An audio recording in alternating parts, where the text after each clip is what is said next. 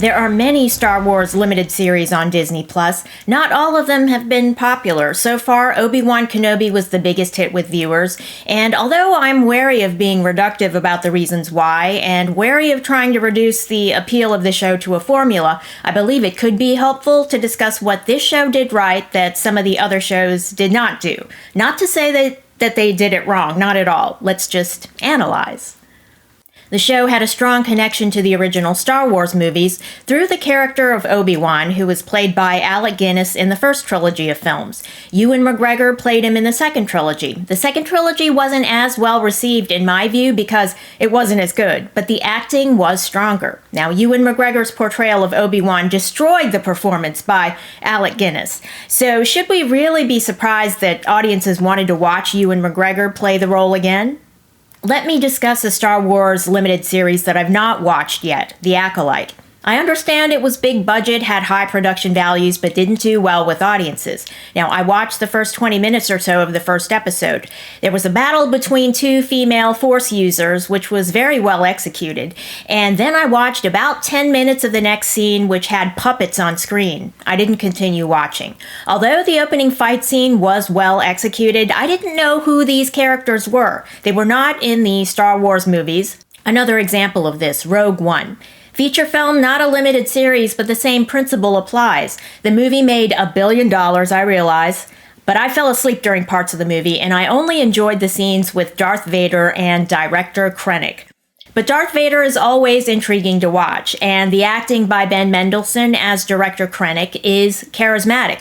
He played opposite a more powerful Darth Vader, but kept our attention on screen. Similarly, in Revenge of the Sith, Obi-Wan had to play vulnerability on screen, even in the final fight against Anakin, who's bigger and stronger, but he overestimated himself. So Ewan McGregor and Ben Mendelsohn had to play vulnerability, which is compelling on screen. And although Director Krennic isn't a character from the original Star Wars, he's introduced opposite Vader, so I didn't need the setup explained to me. On-screen charisma is especially important if the story or characters aren't connected to the movies. For example, the Obi-Wan Kenobi series gives us two new characters, Third Sister, aka Reva, played by Moses Ingram, and Tarla, played by Indira Varma. I'm aware that both these actresses are classically trained. Their performances are distinctive as a result, and they both had to play vulnerability. In the case of Reva, she's vulnerable because she has to fight Vader, but at the same time, her scenes as an Inquisitor are scary. She's a great new villain. Now, in the case of Tarla, she's secretly helping the rebellion, but her role is similar to that of Director Krennic in not being a Force user and therefore vulnerable. Indira Varma is also very charismatic in the role. The classically trained actors always punch through the screen. They really make the most of their screen time. So this limited series, Obi-Wan Kenobi, brings the acting firepower as well as a connection to characters from the Star Wars movies. Princess Leia is in the series as a young child. We get an appearance from Jimmy Smits, playing her adoptive father as he did in the Star Wars movies.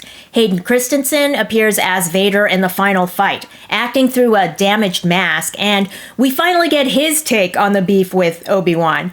So this limited series brings all of these very powerful elements together in one show. It's not surprising the series was so popular. With a series like The Acolyte, the foundation is built on the setting, the Star Wars universe, but we don't get any characters from the movies. I haven't watched the series, as I mentioned, but in addition to watching parts of the first episode, I watched a few minutes of the last episode in which Darth Plagueis makes an appearance. In Revenge of the Sith, Emperor Palpatine had spoken about Darth Plagueis as a historical figure, but Plagueis doesn't appear in the movies, per se. In The Acolyte, he emerges from the shadows, and he's portrayed by a puppet. No charisma. So this moment isn't really impactful. Thanks for watching, and if you enjoyed this video, leave a like and don't forget to subscribe.